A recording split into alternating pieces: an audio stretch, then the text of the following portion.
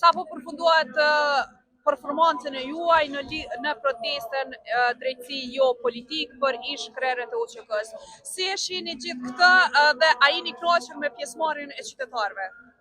Gjithmonë është emocioni veçantë kur thrasin me këndu ose me performu ose me bë diçka rreth këtyre 3 shkronjave të arta të cilat unë si në atë kohë i mitër nuk kom pas shansa tjera me bë diçka më shumë edhe gjithmonë e kom pas pikë në zemër edhe pikë në jetë. Po nëse duhet, çuç e kom thonë edhe dje në emision, mu bëni UÇK e re për me mbrojt UÇK-n, unë jam një i pari aty. Po nashta bie dhe i pari, po s'ka lidhje, veç po du me thonë që është kënaqësi shumë e madhe mi pas shqiptarët që jemi bashkë njëherë për gjithmonë mi tregu njerëzve që kjo luftë cilën njerëz kanë sakrifikuar dhe u derë gjaki për këtë vend është luftë e një popullit shtypën, e një populli autokton edhe një populli në vend vetin.